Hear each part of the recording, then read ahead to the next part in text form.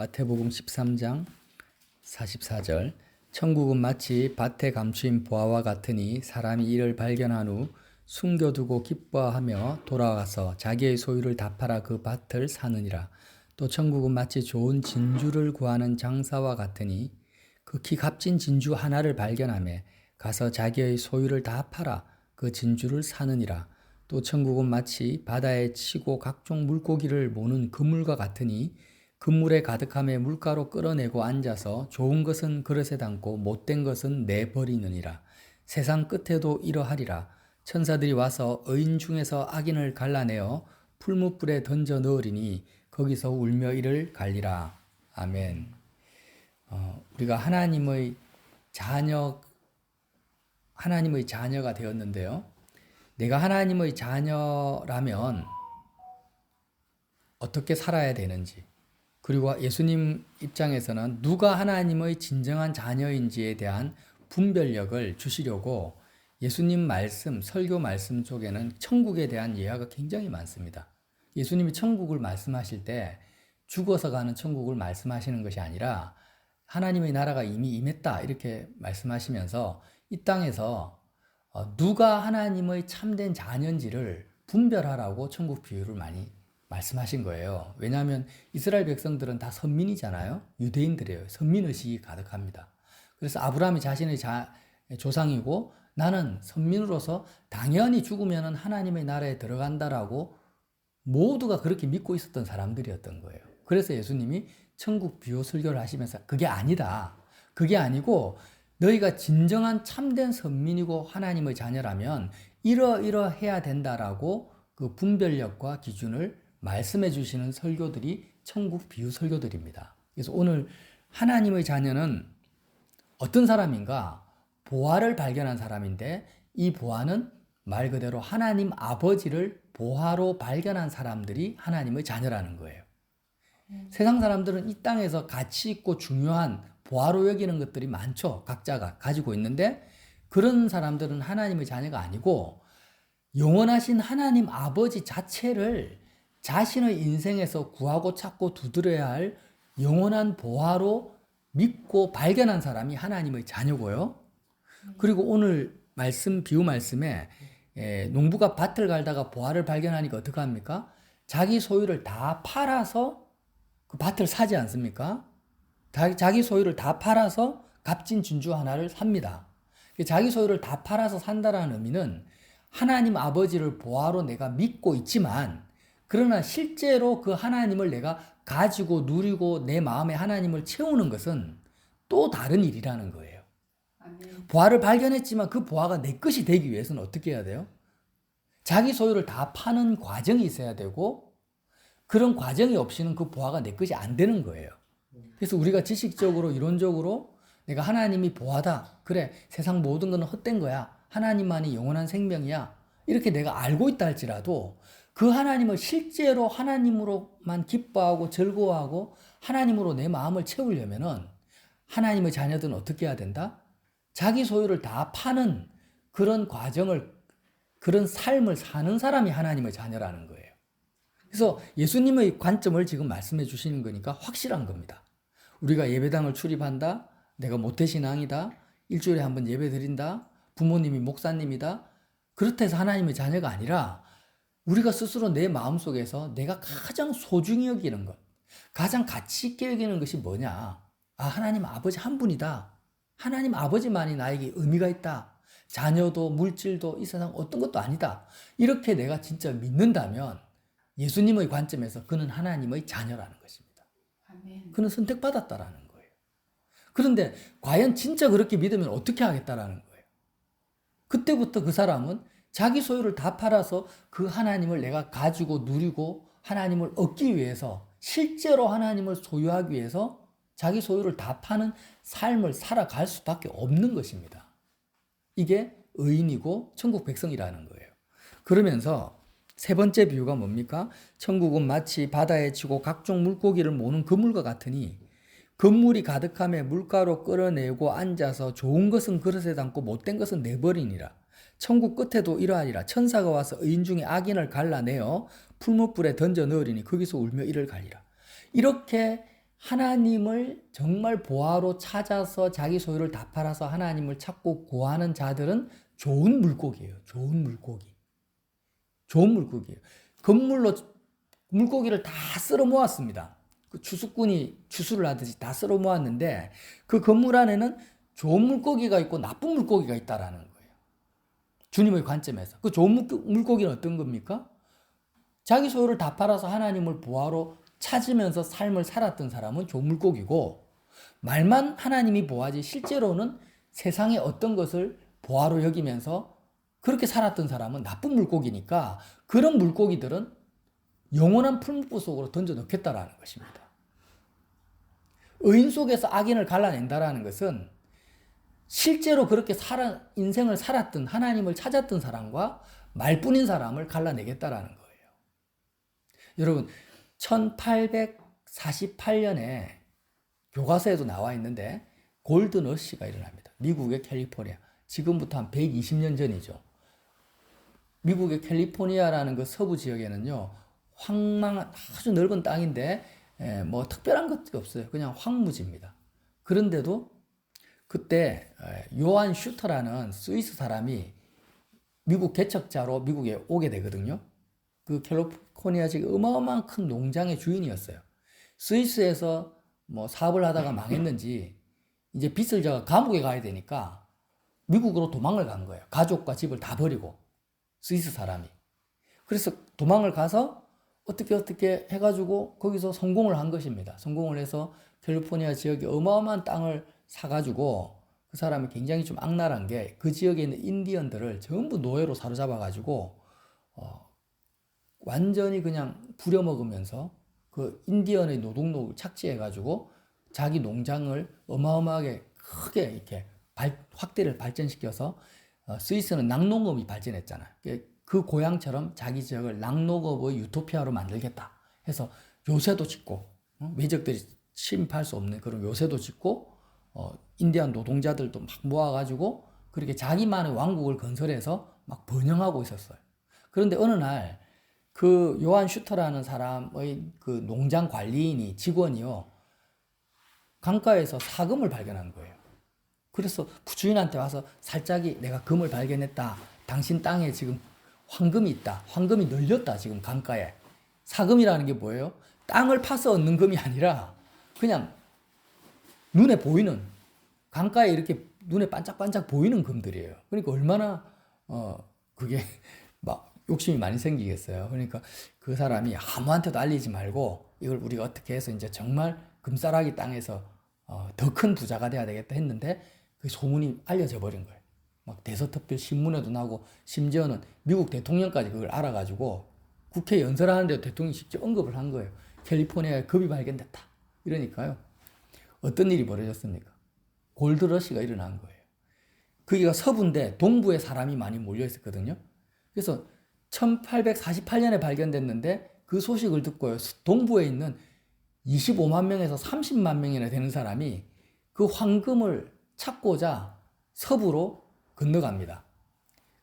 미국이 땅이 너무 넓으니까 동부에서 서부로 가는데 1년이 걸려요. 1년이. 대륙을 횡단하는데. 그래서 1년이 걸렸으니까 그 수십만 명의 사람들이 언제 캘리포니아에 도착했겠어요? 1849년에 도착했죠. 49. 영어로는 49. 그래서 그때 몰린 사람을 49어라고 합니다. 49어로. 49년도 25만 명에서 30만 명이 몰린 거예요. 근데 그 농장이 어떻게 됐냐면 서부가 워낙 무법지대다 보니까 10만 명, 20만 명의 사람이 그 요한 슈터라는 사람의 농장에 그냥 막 마구잡이로 들어가가지고 땅을 파재끼기 시작하는 거예요. 그 농장이 막 황폐화돼 버리고 완전히 파괴가 되고 엉망이 돼 버린 거예요. 그 농장주는 하루아침에 쫄딱 망하게 생겼어요. 그러니까 그 미국 주에 이제 고소를 합니다. 지금 내 농장이 수십만 명이 난 사람들이 와가지고 온 땅을 다 파재끼고 허가도 안 받고 지금 엉망이 됐다.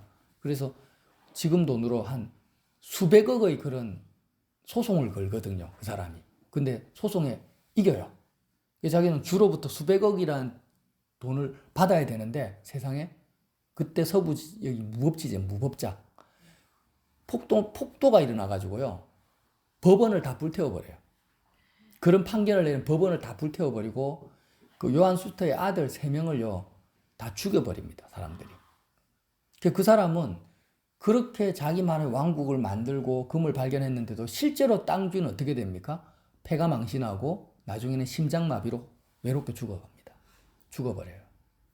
근데 더 무서운 일은 그렇게 금을 찾기 위해서 몰렸던 25만 명, 30만 명의 사람들이 다 어떻게 되냐면은 제대로 금을 찾아서 부유함을 누린 사람은 거의 없고 절대 다수의 사람들이 전부 다 폐가 망신을 해요. 금을 발견했잖아요. 총 들고 와서 그 다음날 죽여버리고 탈취를 합니다. 여러분 보면 서부 영화에 보면 무법자들 있죠. 그게 거기서 시작된 거예요. 법이 없어요. 다 무조건 강도, 살인, 무법자들인 거예요. 법원도 불태워버리고 뭐 법도 안 통하는 거예요. 그래서 그 골드러시로 왔던 수많은 사람들이 거의 다 거진 다 비참하게 죽고 재산을 탕진하고 자기 소유를 다 팔아서 금을 찾아서 왔는데 인생이 지옥의 나락으로 다 떨어진 사례가 미국 역사에 있는 거예요. 실제로. 그때 돈을 번 사람은 누구냐? 금을 찾으러 온 사람이 아니라 그 사람들을 대상으로 장사한 술 장사, 음식 장사, 바지 장사. 거기서 뭐 리바이스 청바지가 거기서 나오는 거예요. 광부들이 금을 캐려고 면바지를 입고 갔는데 다 떨어지니까 질긴 바지를 팔았지 않습니까? 청바지를. 그런 사람들이 돈을 벌고 실제로 금을 찾으러 온 사람은 쫄딱 다 망했다라는 것입니다. 제가 왜 이 이야기를 하겠습니까? 세상 사람들이 하나님께서 실제로 이런 사건들을 펼쳐놓으시면서 세상 사람들이 찾는 대부분의 대표적인 게 돈이고 금인데 이것을 찾으면 어떻게 되냐를 역사적 신뢰로 우리에게 보여주신 거예요. 그때 많은 선교사님들이 그 캘리포니아 지역으로 가서 복음을 전했어요. 어떻게 전했겠을까요? 저는 안 봐도 눈에 흔합니다. 여러분이 찾고 있는 황금은 보화가 아닙니다. 여러분이 찾고 있는 황금은 그것은 여러분의 생명을 영원한 생명을 주는 보화가 아니고 예수님만이 참된 보화라고 목숨을 걸고 선교사님들이 복음을 전했을 겁니다. 그때 그 말씀을 듣고 돌이킨 사람, 이제는 황금을 보화로 여기지 않고 예수님을 하나님 아버지를 보화로 여기고 돌이킨 사람은 구원을 받았을 것이요. 그렇지 않고 끝까지 황금을 찾은 사람은 어떻게 됐다고요? 다 비참하게 죽고 영벌에 들어갔다라는 것입니다. 여러분, 지금 이 말씀을요, 예수님의 동생 사도 야고보는 야고보서 1장에서 아주 구체적으로 설명을 하고 계세요. 야고보서 1장 한번 찾아볼까요?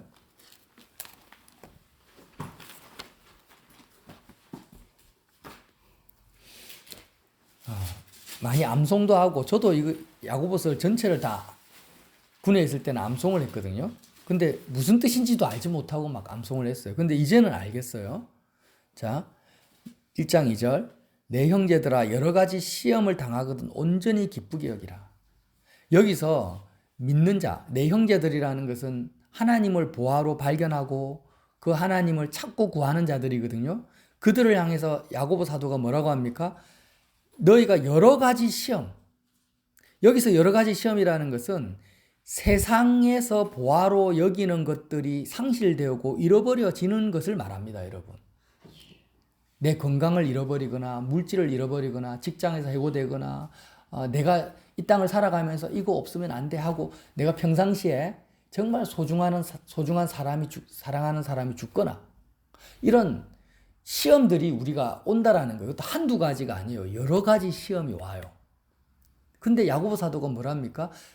하나님을 보화로 믿고 찾고 구하는 내 형제들아, 너희가 이 땅에서 여러 가지 환난과 시험, 세상 사람들이 말하는 그런 시험을 받을 때 상실과 아픔과 고통을 당할 때 너희들은 어떻게 하라는 거예요? 세상 사람들처럼 슬퍼하거나 낙심하거나 우울해하지 말고 온전히 기쁘게 여기라. 그냥 기뻐하는 것도 아니고 완벽한 기쁨 속으로 들어가라는 것입니다. 왜요? 하나님만이 영원한 보화지 너희들이 지금 시험 당하고 잃어버려서 상실해서 아파하는 그것은 사실은 그건 보화가 아니야. 그런 것은 하나도 상실이 아니야. 하나님 아버지를 이미 발견한 너희들이 그 시험을 통해서 뭘 얻습니까? 너희의 믿음이 하나님이 더 보화로 발견되어질 거기 때문에, 그런 기회가 너희에게 왔기 때문에 온전히 기쁘게 여기라는 거예요. 이 말씀이 이해가 되십니까? 예. 이는 너희 믿음의 시련이 인내를 만들어내는 줄 너희가 알미라. 믿음의 시련이라는 것은요, 어려운 게 아닙니다. 예를 들어서 사업이 망했다. 집사님이 사업을 하는데 사업이 망했어요. 그러면 시험을 당했죠? 근데 집사님은 어떻게 해야 돼요? 하나님을 보화로 발견한 집사님은 사업이 보화가 아닌데, 사업이 망했으니까 망해도 사실은 기뻐하거나 슬퍼하거나 낙심할 필요가 없죠. 그죠? 사업이 보화가 아닌데, 원래부터가. 그는 하나님을 보화로 발견했으니까 자기 사업이 망해도 전혀 슬퍼하거나 낙심할 필요가 없는데, 실상은 어때요? 실상은 낙심이 되고 슬퍼가 돼. 그래서 시험이에요. 시험이 온다라는 거예요.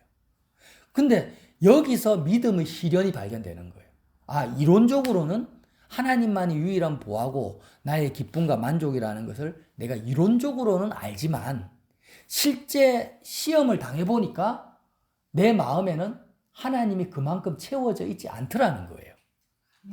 채워져 있지 않고 하나님이 나의 온전한 만족과 기쁨으로 다가와지지 않는 거예요. 그래서 내가 믿음이 부족하구나. 믿음이 부족하니까 믿음을 어떻게 하겠습니까? 더 가지려고 부르짖고 간구하고 하나님을 찾게 됩니다. 이 과정을 야고보 사도는 뭐라고 표현합니까? 믿음의 시전으로 표현을 하는 거예요. 믿음의 시전이라는 것은 이방인들에게는 존재하지 않습니다. 불신자에게는 존재하지 않고 하나님만이 유일한 보화라고 믿는 자에게만 주어지는 것이 뭐냐면, 여러 가지 시험을 당할 때 그 사람에게 믿음의 시련이 존재하는 거예요. 그래서 믿음의 시련이 뭘 만들어냅니까? 인내를 만들어냅니다. 인내라는 것은 뭐예요? 자, 내가 하나님만이 나의 기쁨과 만족입니다. 사업이 망하든 성공하든 그것은 내 기쁨이 아닙니다. 이렇게 기도를 하고 믿음의 시련을 할 때 바로 하나님이 나에게 기쁨으로 만족으로 주어집니까? 안 주어집니까? 안 주어질 수 있다라는 거예요. 구하고 찾고 두드리는 믿음의 시련의 과정이 있다라는 거예요. 그 과정을 뭐라고 합니까? 인내라고 표현한 겁니다. 이 믿음의 시련이 인내를 만들어내는 거예요. 포기하지 않고 끝까지 하나님 내 마음을 채워주십시오. 하나님 나에게 하늘나라의 온전한 평강을 채워주십시오. 예를 들면 부모가 돌아가셨다. 자식이 죽었다. 그러면은 믿는 자들은 자녀나 부모가 내 보화가 아니잖아요. 그죠? 하나님 안에 내 보화인데 실제로는 내가 시험이 와요. 마음이 아프고 슬프고 낙심이 되고 막 살 의욕이 안 생기는 거예요. 믿음의 시련이 올 때 그 사람은 하나님께 어떻게 기도합니까? 하나님만이 영생인 것을 내가 믿습니다. 하나님이 나에게 세상이 줄 수 없는 평강과 기쁨을 주실 걸 믿습니다. 하면서 계속 기도하는데, 이 기도하는 이 과정이 뭡니까? 믿음의 시전이고 인내라는 것입니다. 그래서 인내를 만들어내는데 4절에 인내를 온전히 이루라. 끝까지 하나님을 찾고 구하라는 거예요. 인내를 온전히 이루라는 겁니다. 이는 너희로 온전하고 구비하여 조금도 부족함이 없게 하여. 여러분, 시험이라는 것은 부족함을 느끼는 것을 말합니다. 상실이니까. 잃어버림이고 상실이 시험이거든요. 그런데 믿지 않는 자는 상실되면 회복이 안 됩니다. 사랑하는 아내가 죽었다. 그러면 아내를 살릴 수가 없으니까 사랑하는 사람이 죽으면 회복이 안 돼요. 부족한 상태로 죽을 때까지 가는 겁니다. 그러나 하나님의 자녀들은 육적으로는 상실이 됐지만 하나님이 그 상실한 그 상태로 상실한 그 마음의 자리에 누가 들어옵니까?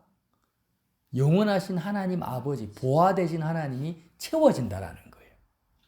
오히려 부족함이 전에보다 없는 것이 아니라 더 온전해진다. 온전하고 구비하여 조금도 부족함이 없는 상태로 나아가는 것이 보화를 가진, 하나님을 보화로 가진 저와 여러분의 삶의 형태랍니다.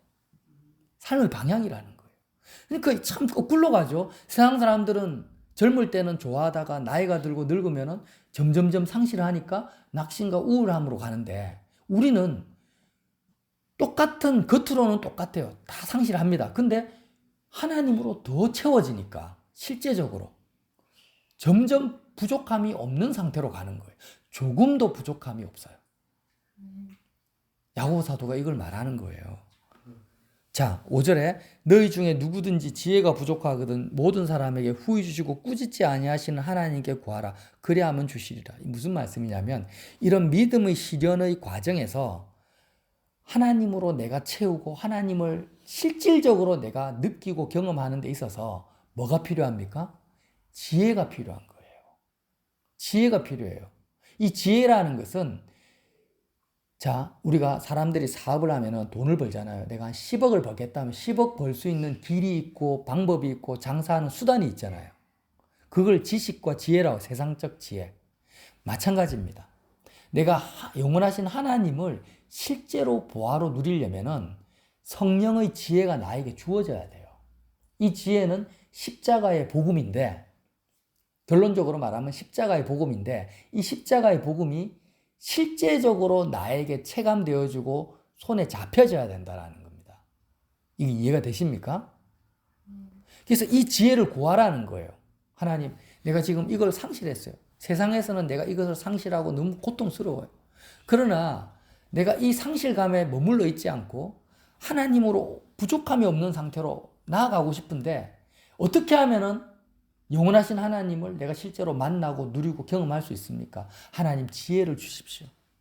하나님 나에게 지혜를 달라고 이렇게 찾고 구하는 기도를 하라는 것입니다. 누구든지 지혜가 부족하거든 어떻게 하라고요? 모든 사람에게 후히 주시고 꾸짖지 아니하시는 하나님께 구하라. 그리하면 주신다. 반드시 주신다라는 것입니다. 6절에 오직 믿음으로 구하고 조금도 의심하지 말라. 의심하는 자는 마치 바람에 밀려 요동하는 바다 물결 같으니 이런 사람은 무엇이든지 주께 얻기를 생각하지 말라. 여러분, 반드시 이제 정리를 좀 할게요. 말씀을. 오직 믿음으로 구하라 할 때 두 가지를 꼭 기억하십시오. 첫 번째가 뭡니까? 하나님만이 나를 조금도 부족함이 없게 하시는 하나님만이 나의 보화다. 조금도 나를 부족하게 하지 아니하는 예수님이 그러셨 시편에 그런 말씀이 있잖아요. 요한 나의 목자시니 내게 부족함이 없으리로다. 그래서 하나님만이 나의 보화다라는 믿음이 철저하게 있어야 돼요. 여기에 대해서 조금도 의심해서는 안 돼요. 아, 하나님 좋아. 하나님 좋지만 나에게 사람이 있어야 돼.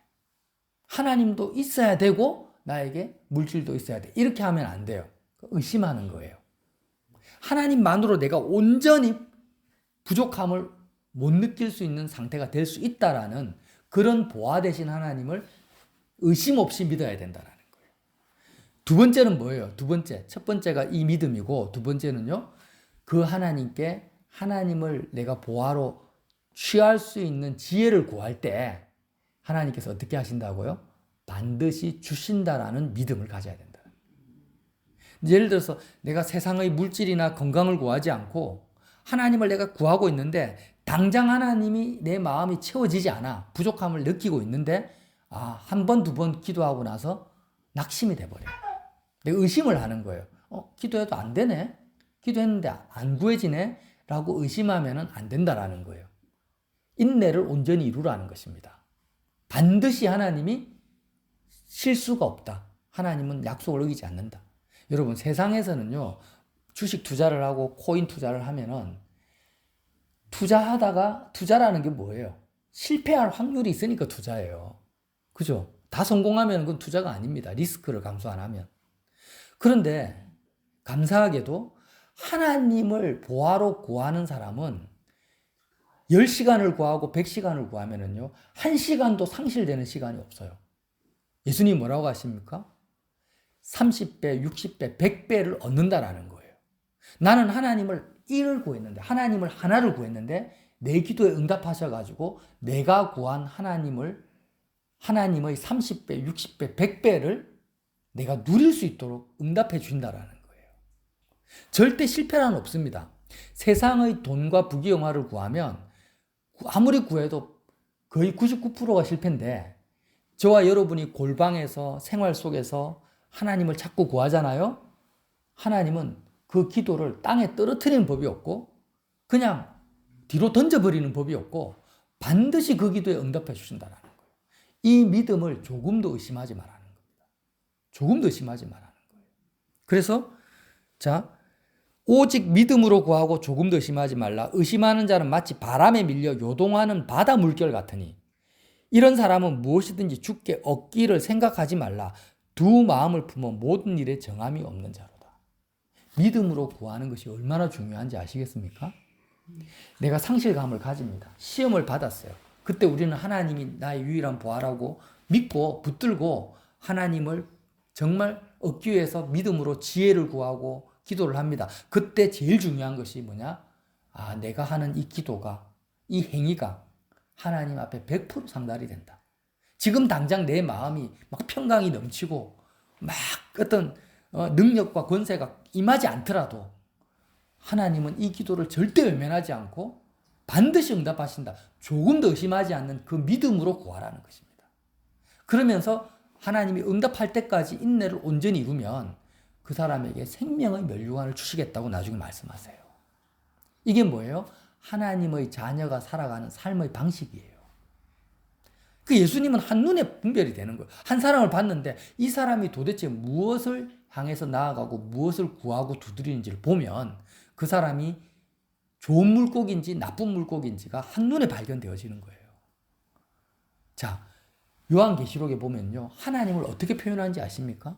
예수님 말씀 그대로 표현해요. 보화로 표현해요. 요한계시록 4장 3절에 앉으신 이의 모양이 벽옥과 홍보석 같고 또 무지개가 있어 보좌를 둘렀는데 그 모양이 녹보석 같더라.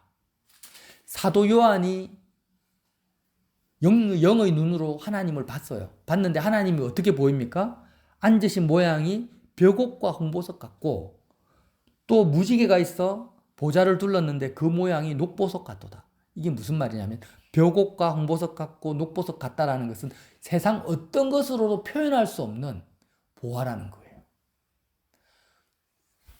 홍보석, 녹보석, 벽옥 어떤 것으로도 표현이 안 돼요. 하나님이 얼마나 보화하면 말로 인간의 말로 표현할 수 없는 모든 보석을 다 동원해도 하나님의 그 보화됨을 표현할 수가 없어서 이렇게 표현을 한 거예요. 그리고 새 예루살렘이 하늘로부터 내려오는데 계시록 21장 10절에요. 성령이 나를 데리고 크고 높은 산으로 올라가 하나님께로부터 하늘에서 내려오는 거룩한 성 예루살렘을 보이니 하나님의 영광이 있어 그 성의 빛이 지극히 귀한 보석 같고 벽옥과 수정같이 맑더라. 여러분, 하나님과 하나님의 나라는 세상 사람들이 보고 발견할 수 없는 보화입니다. 예수님은 이걸 이미 보고 계셨어요. 그래서 제자들에게 말씀하신 거예요. 천국은 뭐와 같다고요? 밭을 갈다가 보화를 발견하면 자기 전 소유를 다 팔아 그 밭을 사는 농부와 같다. 이렇게 말씀하신 거예요. 그래서 저와 여러분이 오늘 야고보서 1장 말씀을 제가 좀 풀어서 이렇게 말씀을 드렸는데 우리에게는 믿음의 시즌이 있습니다. 인내를 온전히 이루어야 될 과정도 있어요. 그러나 우리에게 중요한 건 뭐라고요? 믿음이라는 거예요. 어떤 믿음? 하나님만이 보하다. 하나님이 나에게 주어지면 지구 70억 인구가 다 사라지고 지구가 핵폭발로 멸망당해도 하나님 한 분만 계시면 나는 조금도 부족함이 없다. 없을 수 있다라는 그 믿음을 가져라. 그리고 그 믿음을 가지고 하나님을 구하고 찾고 두드려라. 지혜를 구해라. 그러면 하나님이 반드시 주시리라. 이렇게 살아가는 사람을 보고 예수님은 너는 의인이다. 너는 구원받았다. 너는 진짜 하나님의 자녀다라고 약속해 주시는 거예요. 그렇게 삽시다. 네, 그렇게 해서 저와 여러분이 구하고 찾고 두드리는 이 인내의 과정 가운데서 생명의 면류관을 얻을 때까지 함께 나아가는 교회가 되시기를 예수님 이름으로 빌어드립니다.